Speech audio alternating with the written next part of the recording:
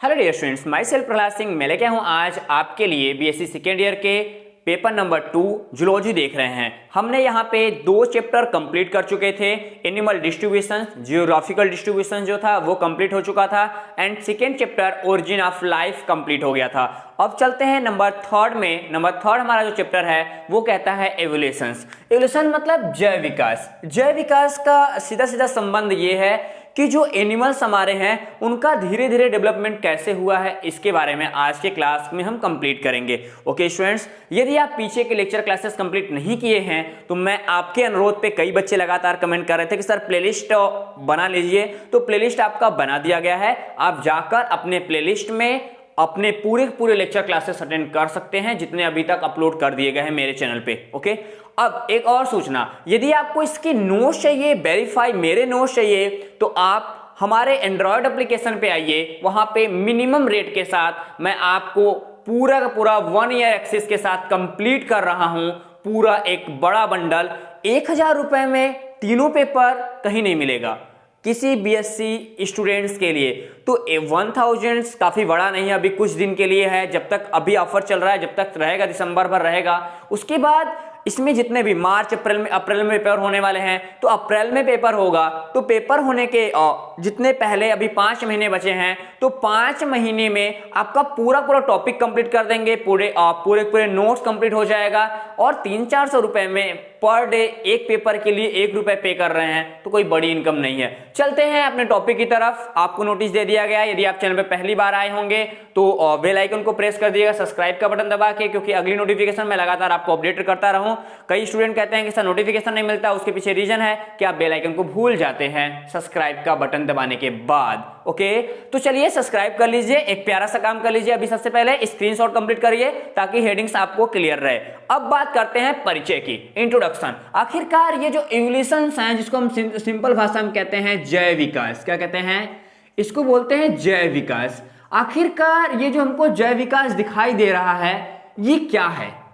ऐसा माना जाता है कि पृथ्वी पर उपस्थित जितने भी वातावरणीय दशाएं हैं, जो एटमॉस्फेयर बता रहा है, जो हमारा एनवायरनमेंट बताता है, वो समय समय पर परिवर्तित हो रहा है। क्या हो रहा है? समय समय पर धीरे धीरे परिवर्तित हो रहा है। जब स्टूडेंट धीरे धीरे परिवर्तित होगा तो इस एटमॉस्फेयर में, इस एनवायरनमेंट में रहने वाले जितने भी एनिमल हैं उनमें धीरे धीरे जो होता है वो परिवर्तन होने लगता है। आप देखें तो एक बच्चा होगा तो उस पर 3 कैटेगरी, ध्यान देना, एक बच्चा होता है उस पर 3 कैटेगरी का बड़ा ज्यादा इफेक्ट पड़ता है, खासकर 2 पड़ता है। एक जेनेटिक कैटेगरी, मतलब जेनेटिक के, उसकी जैसी जेनेटिक्स होगी उस वैसा उस पर असर पड़ेगा। और दूसरा होता है एनवायरनमेंट, वातावरण, वो जहां पे रहता है उसका जो इफेक्ट उसके ऊपर पड़ता है, उसके फ्रेंड सर्किल, उसके पड़ोसी, उसके दोस्त एंड उसकी फैमिली मेंबर्स, सबका इफेक्ट उसके पड़ेगा। और पहला इफेक्ट उसके मम्मी पापा का जो पूरा कहीं ना कहीं सिम्टम्स होंगे वो नजर आएंगे।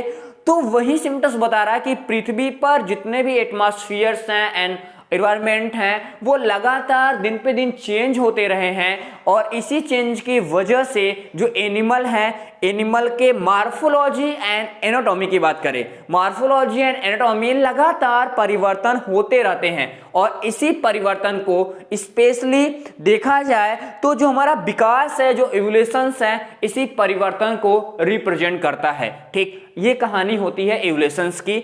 अब जब इवोल्यूशंस परिवर्तन को इफेक्ट डालता है तो इसमें हमको प्रमाण की जरूरत पड़ती है। हम कैसे मान ले कि परिवर्तन हो रहा है या फिर पहले से आज परिवर्तन हुआ है? हमको चाहिए भैया, हमको प्रमाण चाहिए, बिना प्रमाण का कुछ होने वाला है नहीं। अब प्रमाण के लिए यहाँ पे 7 प्रमाण हमारे जो अलग अलग साइंटिस्ट रहे हैं, देखे, अलग अलग थ्योरी देने के बाद ये कंप्लीट किए कि भैया मेरे पास 7 सिम्टम्स हैं, 7 हमारे पास इस पे क्या है, यहाँ पे एविडेंस हैं। इस एविडेंस को प्रूफ बनाकर लोगों ने क्या किया कि पूरे के पूरे एवोल्यूशंस को समझने की कोशिश किया। तो चलते हैं, हम भी इसी प्रूफ के चक्कर में पड़ गए हैं। तो भैया आ जाते हैं अपने 7 टाइप्स में। इस 7 टाइप्स को सही तरीके से रिप्रेजेंट करने के लिए नंबर 1 टॉपिक को हम कंप्लीट करते हैं।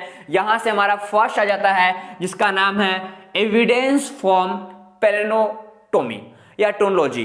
तो पैलेओंटोलॉजी की बात करता है, मतलब जीवाश्म की बात कर रहा है। ठीक, क्या कर रहा है, जीवाश्म की बात कर रहा है, फॉसिल्स की बात कर रहा है। तो हमको पता है कि फॉसिल्स को बायोलॉजी में, खासकर बायोलॉजी की बात करें, बायोलॉजी एंड जूलॉजी दोनों ब्रांचेज, जूलॉजी एंड बॉटनी, खासकर हम जूलॉजी में जीवाश्म का बहुत बड़ा योगदान रहा है। इसके एविडेंस तो इतने खतरनाक मिले कि जो ये दिखाएं कि भैया आज पृथ्वी जो है इससे कई गुना ज्यादा बड़े एनिमल पहले के पृथ्वी पर रहते थे, ऐसा माना जाता था।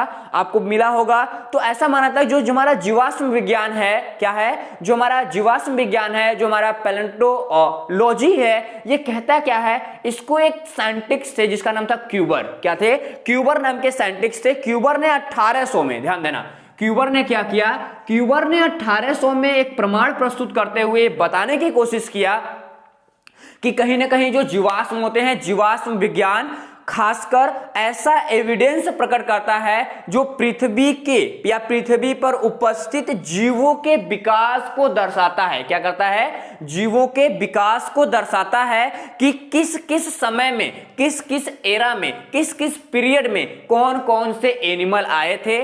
कहीं ना कहीं ये रिकॉर्डेड किस लिए है स्टूडेंट, आपको पता होगा कि जो पैलियोलॉजी होती है या स्पेशली पैलियोलॉजी होती है, वो एक ऐसा विज्ञान है जो जमीन के अंदर दबे हुए जो हमारे जुधारी हैं, जो ऑर्गेनिज्म हैं, जब वो बाहर निकलते हैं तो कार्बन डेटिंग की सहायता से एंड ढेर सारे केमिकली फीचर की सहायता से हम कहीं ना कहीं उसकी मार्फोलॉजी को स्टडी करते हैं। जब मार्फोलॉजी की स्टडी कर लेते हैं तो कहीं ना कहीं वो प्रकट करता है कि ये कितने समय पहले का एनिमल है, इस एनिमल में कौन कौन से ऐसे सूचनाएं हैं, ऐसे कौन कौन से मैसेजेस हैं, ऐसे कौन कौन से सिम्टम्स हैं जो आज के एनिमल के साथ रिलेट करता है। ठीक, तो ये कौन दिखाता है, ये पैलियोलॉजी दिखाता है। क्यूबर ने इसे 1800 में प्रकट करने की बात किया था। और बाकी फॉसिल्स की बात करेंगे तो उसका मैं पहले लेक्चर में, अब पहले वाले चैप्टर में फॉसिल्स के बारे में पूरा कंप्लीट कर दिया, कितने टाइम्स होते हैं आप वहां पे जाके देख लीजिएगा। एंड नंबर 2 की बात करते हैं। नंबर 2 हमारा जो यहाँ पे हमारा एविडेंस कहता है, नंबर 2 एविडेंस कहता है तुलनात्मक एविडेंस। तुलनात्मक का मतलब ये होता है स्टूडेंट कि हम यहाँ पे मार्फोलॉजी की तुलना करते हैं और एनाटॉमी की तुलना करते हैं। क्या करते हैं, यहाँ पे हम कंपैरिजंस करते हैं, किसके, मार्फोलॉजी एंड एनाटॉमी के, किसके बीच, किसी 2 या 2 से अधिक जो हमारे एनिमल्स हैं उनके बीच हम क्या करते हैं, तुलना करते हैं। जब तुलना करते हैं तो देखा जाता है कि जो उनकी कोशिकाएं होती है, जो उनकी ओरिजिन और सेल्स हैं एंड उनकी जो मार्फोलॉजी सेल्स हैं या कह सकते हो जो फंक्शनल सेल हैं, वो किस टाइप से किस किस एनिमल से अच्छे से रिलेट कर रही है और किस किस एनिमल से वो डिफरेंट क्लियर कर रही है। ठीक, अब देखो इसी बीच हमारे 3 टॉपिक छोटे छोटे निकल के आते हैं। नंबर 1 हमारे पास आता है यहाँ पे, हम जिसे होमोलॉजी कहते हैं। क्या कहते हैं, होमोलॉजी। एंड यहाँ पे होमोजीनस ऑर्गन की बात कर रहा है। होमोजीनस ऑर्गन का मतलब होता है स्टूडेंट, यहाँ पे सबसे सिंपल बात कर रहा है, समजाति। क्या, समजाति, समजात अंग, इसको हिंदी में हम कहते हैं समजात अंग। हमारे देखो ये वीडियो क्लास 12 के लिए भी इंपॉर्टेंट है और क्लास 10th की बच्चे भी देख सकते हैं। क्या कहते हैं इसको, समजात अंग। अब देखो जो हमारा समजात अंग है, ठीक, ये कह रहा है, नाम से पता है समजात। समजात का मतलब ऐसा होगा कि ये ऐसे ऑर्गन होते हैं, ध्यान देना, ये ऐसे ऑर्गन होते हैं जो मूल रचना, मतलब जो इनका पूरा पूरा जो बनावट होती है, जो ओरिजिन होती है, ऐसे ऑर्गन होते हैं जिनकी मूल रचना तथा जो ओरिजिन होता है वो एक जैसा होता है, बट इनके जो वर्क होते हैं, जो इनके फंक्शंस होते हैं, वो डिफरेंट डिफरेंट होता है। तो समजात का मतलब समझ जाएंगे, समान जाति के लोग, ठीक, मतलब जिनकी उत्पत्ति एंड, मतलब जिनकी उत्पत्ति एंड और उनका जो मार्फोलॉजी है वो एक जैसा हो, बट उनका जो पूरा पूरा फंक्शंस हैं एंड वर्क हैं वो अलग अलग हो। ओके, क्लियर हो जाएगा समजात अंग के बारे में। अब देखना ध्यान से, इसी समजात को थोड़ा सा और हम डीपली जाने की बात करें तो ऐसा देखा जाता है कि इसमें डिफरेंट डिफरेंट टाइप्स के कहीं ना कहीं समजात श्रेणी, यानी कहीं ना कहीं होमोजीनस श्रेणी हमको देखने के लिए मिल जाता है। यदि हम बात करें तो हमारे वर्टिवेट की बात करें तो वर्टिवेट में हम देखें तो 5 उंगलियां, बंदर में भी होगा, हमारे में भी है, ठीक, इनकी उत्पत्ति एक ही जैसा है, मेसोडर्मिक है। उसके बाद सेक्सुअल होमोलॉजी की बात करें, देखो पहला बात करते हैं पैलियोजेनेटिक्स। क्या बात करते हैं, पैलियोजेनेटिक्स होमोलॉजी। पैलियोजेनेटिक होमोलॉजी कहती है, इसी का पहला सीरीज है स्टूडेंट, कि पैलियोजेनेटिक होमोलॉजी कहता है कि जो हमारे एनिमल होते हैं, ठीक, दो डिफरेंट स्पीसीज के बीच, क्या, दो डिफरेंट स्पीसीज के बीच पाए जाने वाले जो एनिमल होते हैं वो कहीं ना कहीं उनके पहले एनिमल एंड दूसरे एनिमल के बीच के कनेक्टिव लिंक होते हैं, वो दिखाता है पैलियोजेनेटिक होमोजीनस के बीच। ओके, नंबर 2 की बात करते हैं। नंबर 2 हमारा जैसे 5 उंगली है, इसकी एग्जांपल आप दे सकते हो। नंबर 2 की बात करते हैं सेक्सुअल होमोजीनस। क्या, सेक्सुअल होमोलॉजी।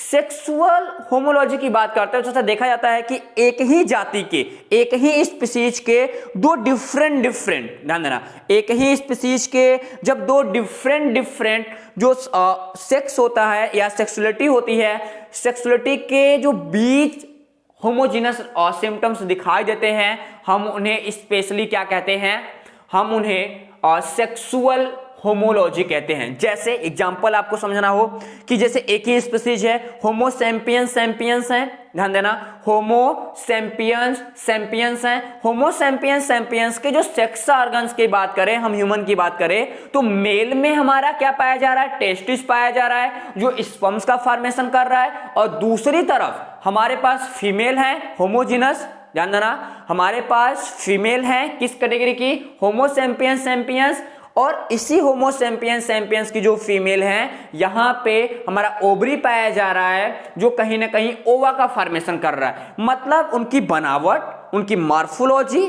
मतलब मॉर्फोलॉजी की नहीं, उनकी ओरिजिन की बात करें, उनकी ओरिजिन हमारा कहीं ना कहीं एक ही जगह से पाया जा रहा है जो मीसोडर्मिक पार्ट है, और मीसोडर्मिक एंड एक्टोडर्मिक के फॉर्मेशंस के बाद कंप्लीट होने वाला ये दोनों ऑर्गन एक ही स्पीसीज में दो सिम्टम्स कर रहे हैं। एक हमारा फीमेल का क्या कर रहा है, फीमेल में कहीं ना कहीं ओवरी के साथ ओवा का फॉर्मेशन कर रहा है, और दूसरी जगह मेल हमारा क्या कर रहा है, टेस्टिस के साथ हमारा स्पर्म्स फॉर्मेशन कर रहा है। इसको बोलते हैं सेक्सुअल, ध्यान देना, इसको बोलते हैं सेक्सुअल होमोलॉजी। ओके, अब बात करते हैं सेक्सुअल होमोलॉजी के बाद यदि देखा जाए कुछ अपवाद भी होते हैं। अपवाद के रूप में यदि देखें तो नंबर 1 की बात करते हैं और वर्टिवेट की बात करते हैं। वर्टिवेट में ऐसा कभी कभी देखने को मिल जाता है, खासकर चमगादड़ों का पंख एक वर्टिवेट है, दूसरा उसका सिम्टम दूसरा है, तो ऐसा कभी देखने के लिए मिलेगा। और कभी कभी किसी में उंगलियों के निशान मिल जाते हैं। एंड हम ब्रेन की बात करें, किसमें, वर्टिवेट की ब्रेन की बात करें, ठीक, तो वर्टिवेट के ब्रेन उनके हाथों में मिल जाएगा। अग्रपार पैर देखो, जैसे चमगादड़ है, चमगादड़ का जो आगे वाला पैर है वो पंख में बदल गया है, लेकिन हम लोग का वैसे ही है, तो वो एक अलग अपवाद मिल जाएगा, एसेशन मिलेगा। एंड दूसरा जो एसेशन है वो ब्रेन के पास चलता है, जो हमारा ब्रेन होता है। यदि हम बनावट की बात करें, जो मछलियों में जो मछलियों की जो ब्रेन की बनावट होती है, जो स्तनधारियों की ब्रेन की बनावट होती है, उनका जो संगठन होता है वो क्रमिक होता है, मतलब पूरा जो ऑर्गेनाइजेशन होता है वो क्रमिक होता है। इसी ऑर्गेनाइजेशन को यदि हम आगे चल के देखें तो देखा जाता है कि उनमें पूरा का पूरा जो ब्रेन होता है, किसकी, जो ब्रेन होता है, खासकर हम बात करें ऑल्फैक्टरी लोब की बात कर ले, और सेरिब्रल की बात कर ले, एंड यहाँ पे होमोस्फियर्स की बात कर ले, एंड हमारे पास फॉर ब्रेन की बात कर ले, इंड ब्रेन की बात कर ले, मेडुला के साथ लगभग समान मिलता है। मतलब जो हमारी फीसेस हैं एंड हमारे जो मेन है, ठीक, वर्टिवेट हैं, इनकी वर्टिवेट एंड फिशेस की ये जो पूरी क्रमिक विकास है वो लगभग सेम पाया जा रहा है। ठीक, olfactory lobe, cerebral, hemispheres, medulla oblongata, forebrain, hindbrain कहीं ना कहीं छोटी संरचना में है, लेकिन वो देखने में एक जैसा क्रमिक विकास को रिप्रेजेंट करने की कोशिश कर रहा है। और उसी जगह एग्जांपल की बात कर लें, हमारा जो इंसेक्ट होता है, इंसेक्ट का जो लेग पैर होता है, ठीक, पीछे की बात करें, लेग की बात कर लें, तो ऐसा देखा जाता है कि उनमें जो हमारे इंसेक्ट होते हैं, इंसेक्ट में भी स्पेशली जो सभी कीटों की बात करें, सभी कीटों में 5 उसके जो पैर होते हैं वो 5 छोटे छोटे भाग में डिवाइड होते हैं। आप कभी देखिएगा ध्यान से, ठीक, उनमें कौन कौन होता है, उनमें कोक्सा होगा, ठीक, कोक्सा होगा एंड फीमर होगा और टिबिया होता है। हाँ, कोक्सा, फीमर, टिबिया। उसके बाद वहां पे हमारे पास और स्पेशली एक होता है टार्सस, हाँ टार्सस होता है जो एक ही क्रम में लगा होता है जैसे हमारे क्रम में पाया जा रहा है, बट उनका फंक्शंस अलग अलग होता है। ये होते हैं कुछ एक्सेप्शन जो पाए जा रहे हैं, ध्यान दीजिएगा। अब चलते हैं दूसरे वाले में। दूसरे वाले को बोलते हैं समरूपी या समवृत्ति अंग। इसको बोलते हैं क्या? समवृत्ति अंग। देखो समवृत्ति अंग की जब बात करते हैं स्टूडेंट, तो ये देखो इनका ऐसे बोलेंगे कि ये ऐसे ऑर्गन होते हैं जिसको एनोलॉजी, क्या बोलता है? बोलता है यहाँ पे एनोलॉजी, एनोलॉजी एंड एनोजीनस या एनोलॉजी जीनस, ठीक। तो यहाँ पे एनोलॉजी की बात कर रहा है कि एनोलॉजी ऑर्गन्स क्या होते हैं, समवृत्ति अंग किसको बोलते हैं, समवृत्ति अंग की बात करते हैं तो ये ऐसे ऑर्गन होते हैं, सिंपल तरीके से बात करें हम तो ये ऐसे ऑर्गन होते हैं जिनकी उत्पत्ति, जिसकी ओरिजिन डिफरेंट टाइप्स की होती है। क्या होती है? जिसकी ओरिजिन या मार्फोलॉजी डिफरेंट टाइप्स की होती है, एंड उसके जो फंक्शंस होते हैं वो एक जैसे होते हैं। क्या होते हैं? उनके फंक्शन जो होते हैं वो एक जैसे होते हैं। अब बात करें यदि फंक्शन जब एक जैसे हो रहा है स्टूडेंट्स, ठीक, तो अब क्या होगा? अब इनमें बात करें तो हमारे जो कीट होते हैं, कीट के पंख होते हैं, एंड जो हमारे बर्ड्स के पंख हैं, पक्षियों के पंख हैं, वो एक ही जैसा है, उनका बनावट अलग अलग है, उनके ओरिजिन ऑफ सेंटर अलग अलग है।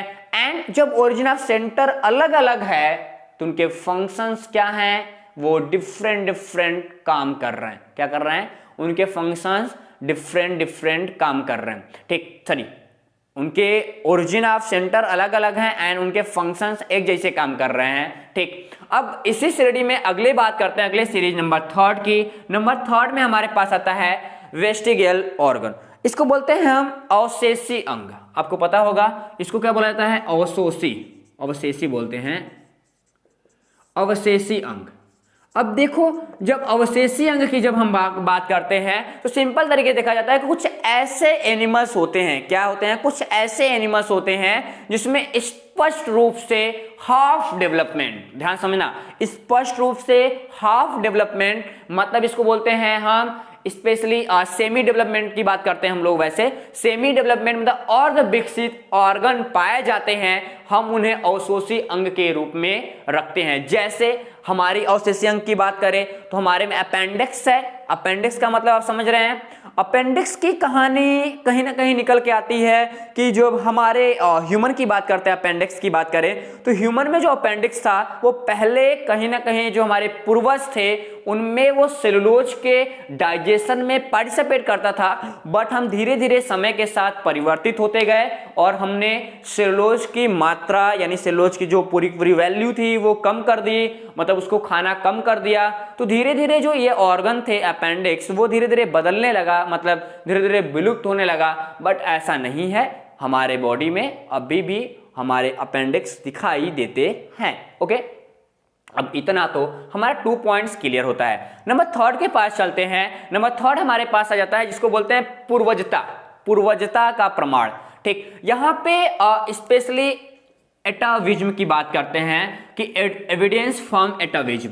एटाविज्म इसको बोलते हैं हिंदी में, हिंदी की जब बात करेंगे इसको पूर्वजता बोलते हैं। क्या बोलते हैं?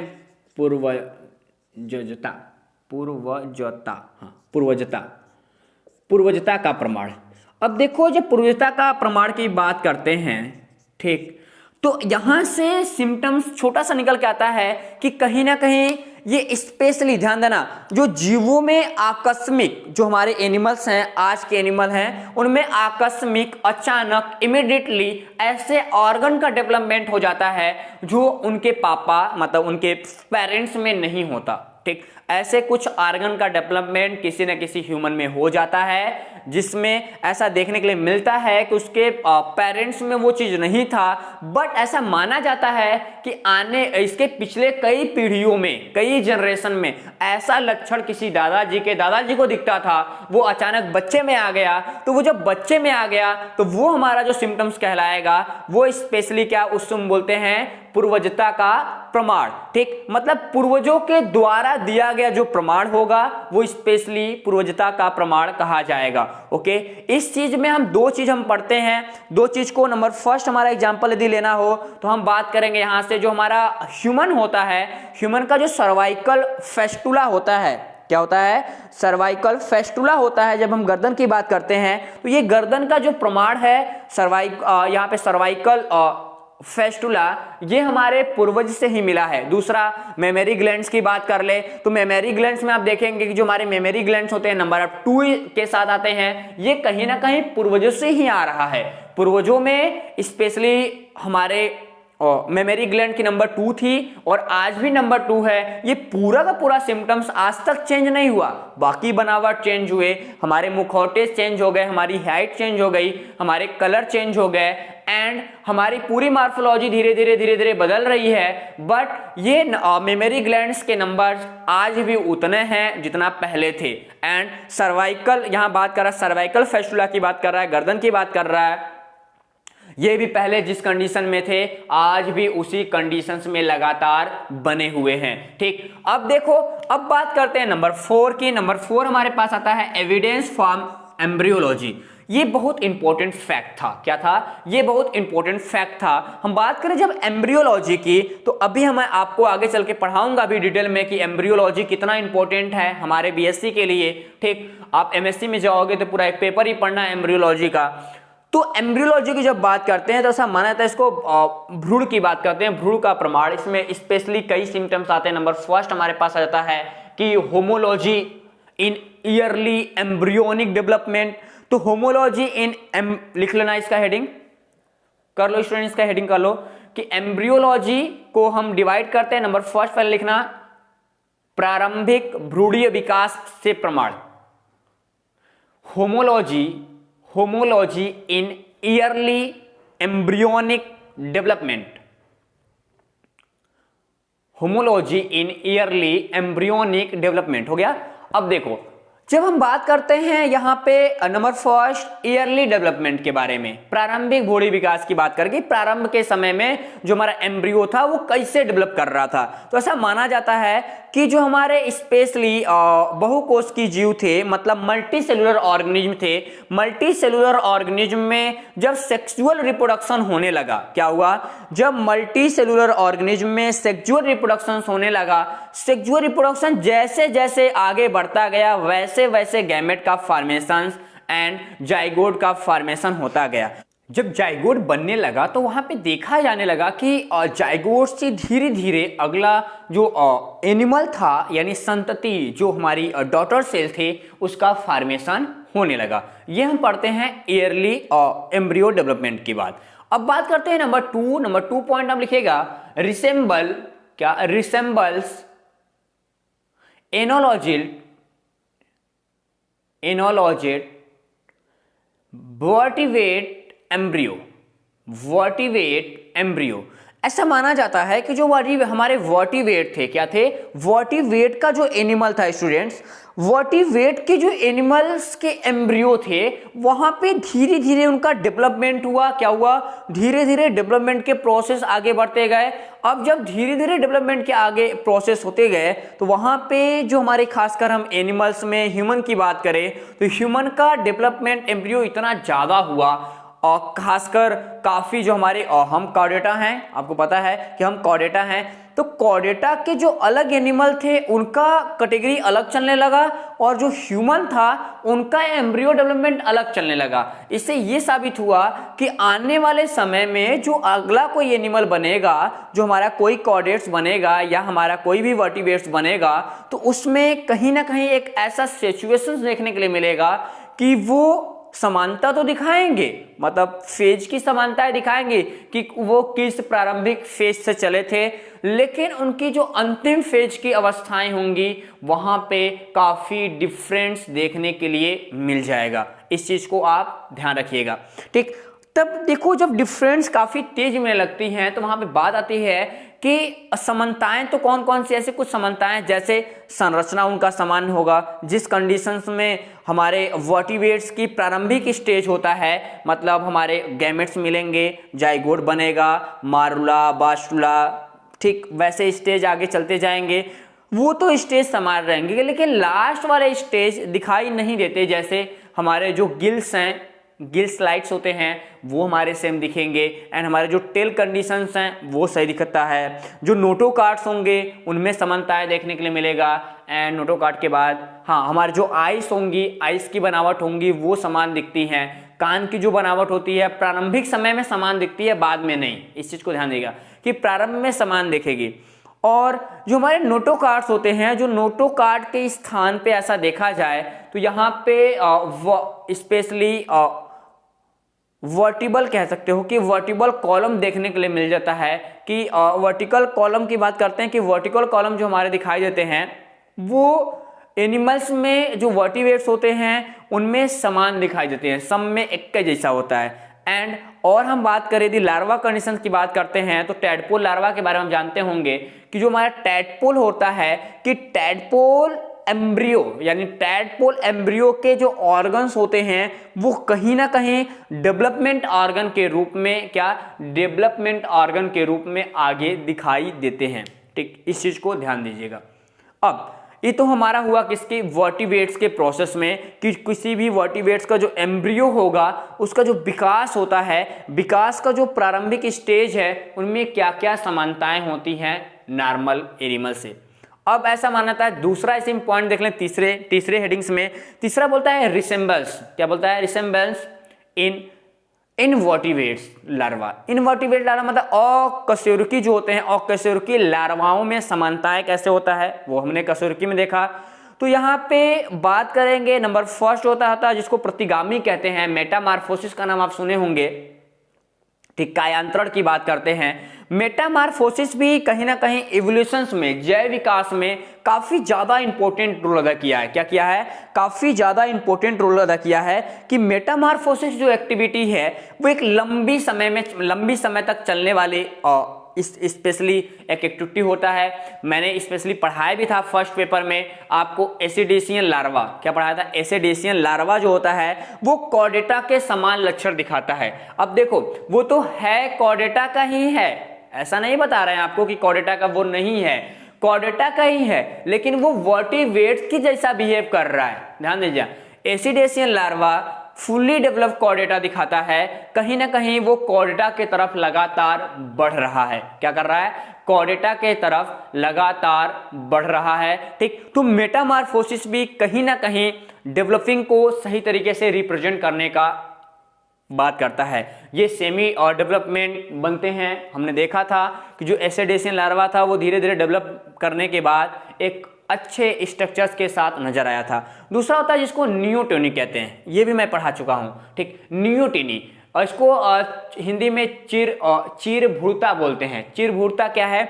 ये देखो इसका डिफिनेशन यदि हम रिप्रेजेंट करना चाहें तो बोलते हैं कि किसी भी एनिमल में, क्या किसी भी एनिमल के विकास की वह स्टेज, क्या किसी भी एनिमल, नियोटेनी की बात कर रहे हैं, नियोटेनी चिरभूरता 2 नंबर का क्वेश्चन है, कभी कभी शॉर्ट में पूछता रहता है, ध्यान दीजिएगा। यहाँ पे नियोटेनी मतलब बोलता है कि किसी भी एनिमल के डेवलपमेंट का वो स्टेज जिसके अंतर्गत लार्वा में, ध्यान देना, जिसके अंतर्गत वो लार्वा में रूपांतरित नहीं हो पाता है। ठीक, क्या होता है? लार्वा में रूपांतरित नहीं होता, लार्वा कंडीशन में डेवलप नहीं होगा, बट लार्वा के बाद वो लार्वा में डेवलप न होकर किसी गैर रूपांतरित लार्वा में जन्म ले लेता है। मतलब उसका डेवलपमेंट लार्वा में होता था लेकिन वो लार्वा कंडीशन में न जाके किसी दूसरे लार्वल कंडीशन में चला गया। इसको बोलते हैं नियोटेनी। क्या बोलते हैं इसको? नियोटेनी, यानी चिरभूरता बोलते हैं। इस प्रक्रिया में बात करना जिसको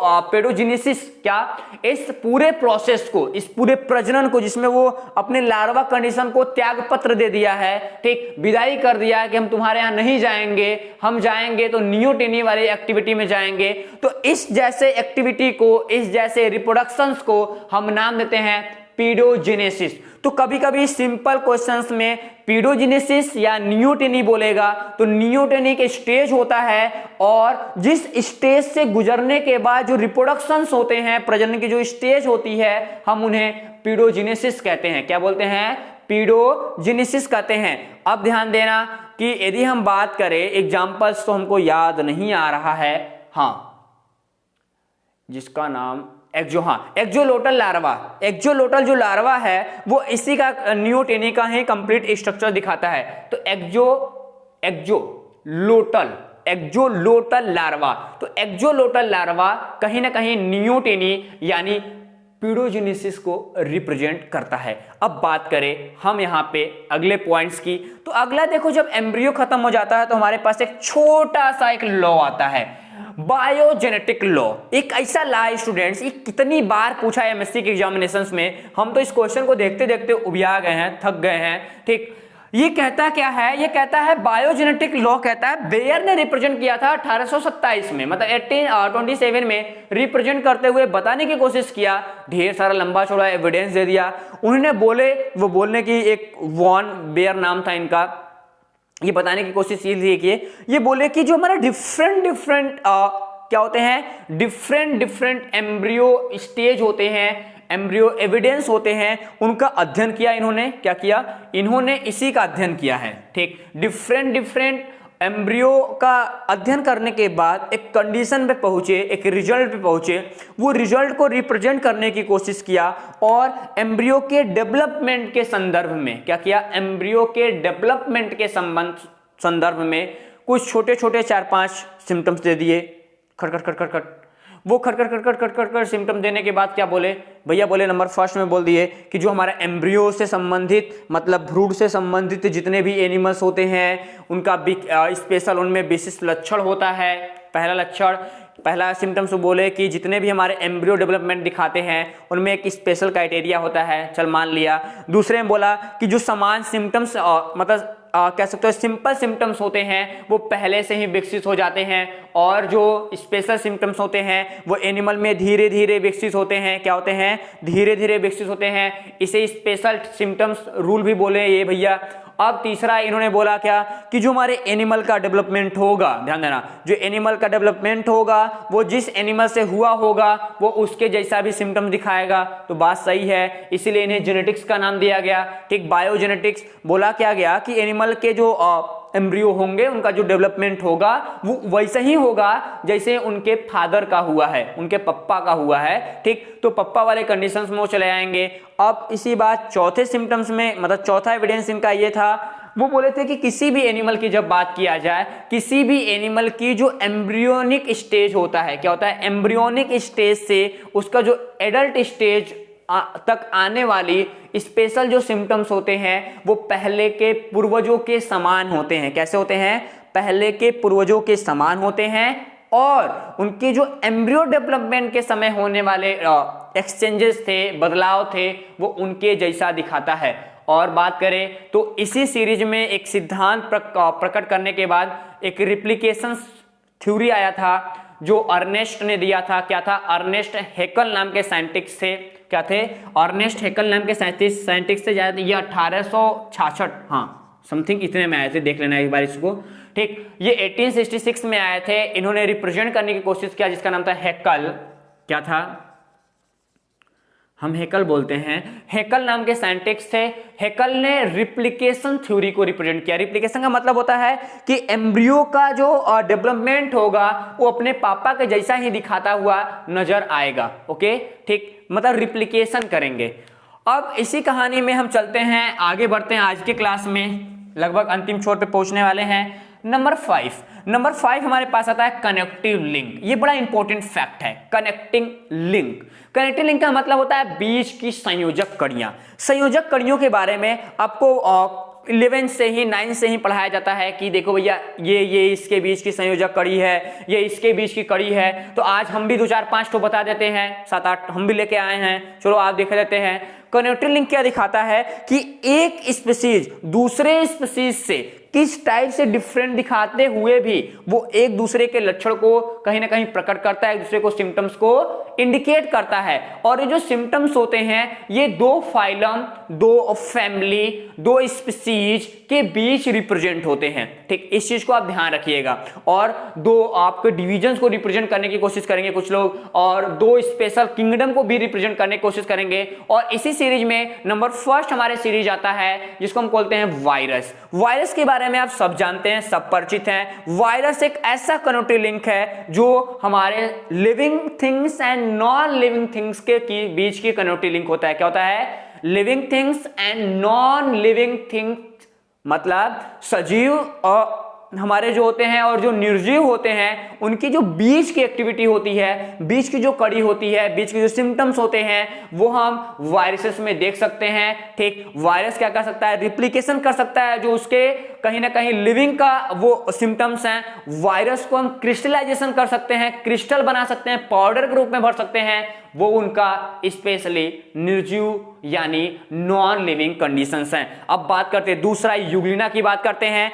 यूग्लिना दूसरा कनेक्टिव लिंक सबसे स्पेशल आता है इसलिए ताकि ये करता है एक एनिमल, यूग्लिना एक हाथ में एनिमल के लक्षण को, दूसरे हाथ में स्पेशली प्लांट के सिम्टम्स को दिखाता है। Animal symptoms and plant symptoms दोनों रिप्रेजेंट करता है। यदि हम प्लांट सिम्टम्स की बात करें तो इसके अंदर फोटोसिंथेसिस की एक्टिविटी होती है। हम जब एनिमल सिम्टम्स की बात करते हैं तो ये होलियोजोइक क्या करता है, एक जगह ये ऑटोट्रोपिक न्यूट्रिशन कर रहा है, फोटोसिंथेसिस कर रहा है, और दूसरे हाथ में यानी दूसरे साथ वो एनिमल जैसा बिहेव कर रहा है यानी होलियोजोइक न्यूट्रिशन कर रहा है। ठीक, क्या कर रहा है, हेटरोट्रोपिक का होलियोजोइक न्यूट्रिशन कर रहा है। दोनों अलग अलग सिम्टम्स को रिप्रेजेंट कर रहा है। और इसी सीरीज में नंबर 3 के पास चलते हैं। नंबर 3 हमारे पास आता है, ठीक, ये हमारे पास आ जाता है जिसको हम कहते हैं नियोपिलाइना। नियोपिलाइना एक ऐसा ऑर्गेनिज्म है जो कहीं ना कहीं एनलिडा और मोलस्का के बीच के सिम्टम्स को दिखाता है। इसमें हम बात करते हैं जो स्पाइरल क्लीवेज होता है, इनके बीच स्पाइरल क्लीवेज होता है, वो हमारे बीच एनिलिडा में भी देखा जाता है एंड हमारे बीच मोलस्का में देखा जाता है। तो यहाँ पे हमारे पास है नियोपिलाइना जो एनिलिडा एंड मोलस्का के बीच की कनेक्टिव लिंक को रिप्रेजेंट करने की कोशिश करता है।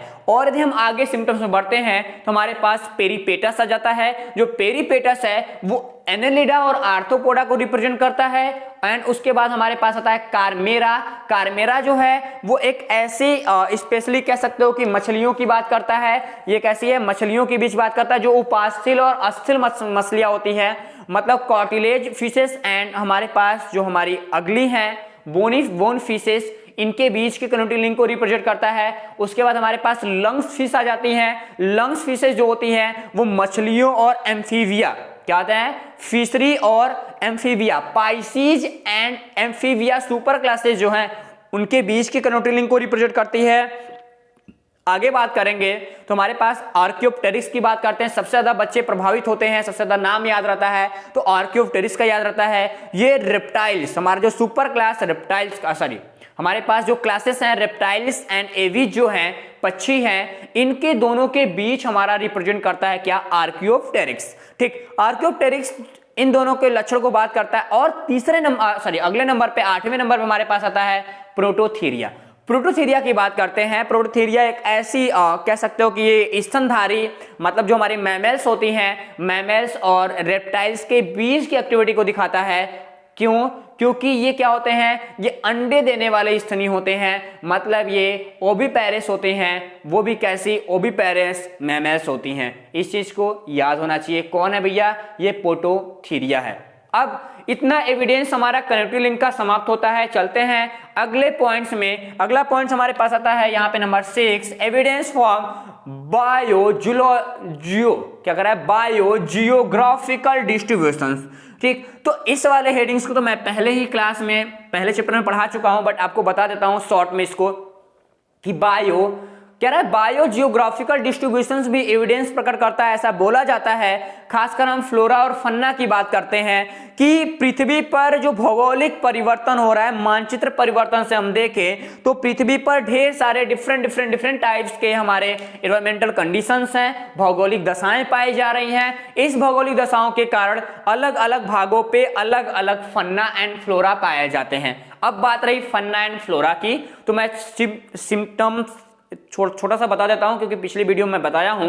फ्लोरा देखो किसको कहते हैं, एक स्पेशल एरिया में, एक स्पेशल भौगोलिक एरिया में, भौगोलिक दशा में, ठीक, एक स्पेशल भौगोलिक दशा में पाए जाने वाले जो हमारे प्लांट्स होते हैं, उनके प्लांट्स के पादप जात को, क्या, पादप जात को, उस एरिया में पाए जाने वाले सभी प्लांट्स को हम फ्लोरा कहते हैं। एंड दूसरा, उस एरिया में पाए जाने वाले सभी एनिमल को, प्राणी जात को हम फन्ना बोलते हैं। ओके, इतना क्लियर हो जाएगा। और लास्ट पॉइंट की तरफ बढ़ते हैं। यहां पे बोल रहा है एविडेंस फॉर्म क्या evidence for biochemistry and physiology.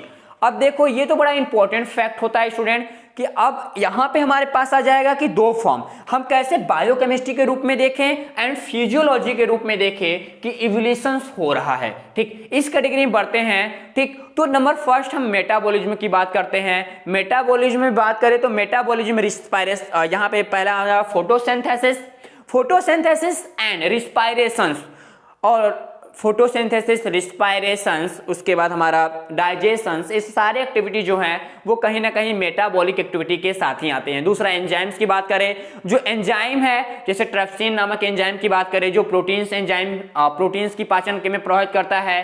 ठीक, अब ये जो प्रोटीन्स की पाचन में करता है वो सभी एनिमल में पाया जा रहा है। यदि प्रोटीन खाएंगे भैया तो ट्रिप्सिन निकलेगा, जब ट्रिप्सिन निकलेगा तो उसको अमीनो एसिड में कहीं ना कहीं वो बदलेगा, वो चाहे हम हो, एनिमल्स हो, मतलब एनिमल्स में चाहे हम ह्यूमन हो, चाहे हमारा दूसरा कुत्ता हो। इस चीज को ध्यान देना, कोई भी खाएगा, प्रोटीन खा रहा, उसको प्रोटीन को पचाने के लिए उसके बॉडी में ट्रिप्सिन जरूर निकलेगा। तो ये होते हैं एविडेंस हैं किसके, हमारे बायोकेमिस्ट्री के।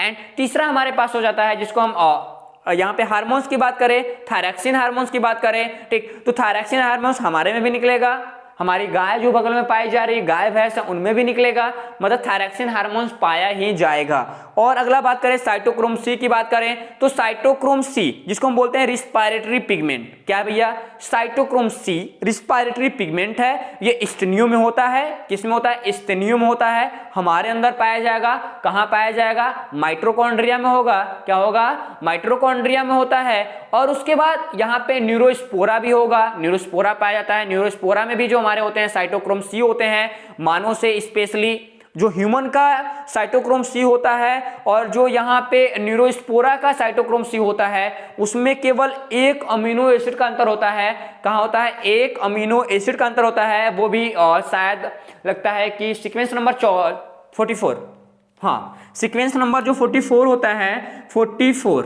ध्यान दीजिएगा, याद कर लेना, बहुत बढ़िया चीज है, कभी कभी मल्टीपल चॉइस क्वेश्चन पूछ सकता है। तो नियोस्पोरा एंड स्तनधारी, मतलब नियोस्पोरा एंड मैमल्स में के बीच में पाए जाने वाले साइटोक्रोम में जो डिफरेंस होता है वो one nucleic acid, one amino acid का अंतर होता है, वो भी सीक्वेंस नंबर 44 पे। अब बात करते हैं इस जगह, यहाँ पे ब्लड स्ट्रक्चर्स की बात करते हैं। देखो ब्लड स्ट्रक्चर्स की जब बात करते हैं तो हीमोग्लोबिन की बात कर ले इसी जगह कि हीमोग्लोबिन हमारे में पाया जाता है, रिचॉर्ड में पाया जाता है, और उसके बाद हीमोग्लोबिन हमारे एनिडा में भी देखने के लिए मिल रहा है। तो कहीं ना कहीं हीमोग्लोबिन के स्ट्रक्चर्स को डेवलप करते हुए कहीं ना कहीं ब्लड स्ट्रक्चर्स में हीमोग्लोबिन डेवलप है, जो कहीं ना कहीं रिस्पायरेटरी पिगमेंट के रूप में काम कर रहा है। और अगला बात करें यहाँ पे क्रोमोसोम्स एंड न्यूक्लिक एसिड, तो डीएनए आरएनए आप जानते ही हैं, क्रोमोसोम्स मिल ही रहा है। एंड यहाँ पे हम बात करें और सेरोलॉजी की बात करें तो सेरोलॉजी में हम ज्यादा बताने की कोशिश नहीं करेंगे, क्योंकि सीरोलॉजी स्पेशली जो सीरम विज्ञान है, सीरम विज्ञान भी काफी एनिमल के साथ अटैच होकर चलता है। खासकर हम चिंपैंजी की बात कर ले, बंदर की बात कर ले, खासकर हम चिंपैंजी और बंदर की बात करें तो देखो हमारे जो कपी होते हैं, जो कपी, हाँ बंदर की बात करें, बंदर हमारे पूर्वज के रूप में थोड़ा पीछे आते हैं, क्योंकि ब्लड ग्रुपिंग यहाँ पे दो ही उनके पीस पाया जाता है। खासकर हम ब्लड ग्रुपिंग की वहां पे क्राइटेरिया नहीं मिलता, हम ए बी को डिवाइड नहीं कर सकते, या फिर ए बी ओ, मतलब ए अलग हो गया, बी अलग हो गया, ए बी एक में हो गया और ओ अलग हो गया, जो ह्यूमन में पाया जा रहा है। एंड जो दूसरे स्पीसीज हमारे कॉर्डेटा के ही हैं उनमें डिफरेंट टाइप्स के ब्लड ग्रुपिंग, उसमें तो ब्लड ग्रुपिंग का पता ही नहीं है। तो कहीं ना कहीं सीरमलॉजी भी कुछ न कुछ एलिमा से कनेक्ट होकर चलती है। जैसे हम चिंपैंजी की बात कर ले, चिंपैंजी एंड गोरिल्ला काफी ज्यादा अटैच होते हैं ह्यूमन के साथ सीरोलॉजी के कंपेरिजन में। तो ये रहा आज का पूरा एवोल्यूशन। हमको जहां तक लगेगा कि आपको ये क्लास काफी अच्छा लगा होगा। बस स्टूडेंट वीडियो को एक दो बार देख लीजिए, आपको दोबारा इसमें कुछ भी कहीं भी प्रॉब्लम नहीं आएगी, इतना तो आपसे कमिट तो कर ही सकते हैं। तो मिलते हैं नए वाले क्लास में लेके माइक्रो एवोल्यूशन, माइक्रोएवोल्यूशन का छोटा विकास कैसे देखेंगे, छोटा जैव विकास अगली नंबर क्लास में। तो मिलते हैं नेक्स्ट वीडियो में, तब तक के लिए जय हिंद।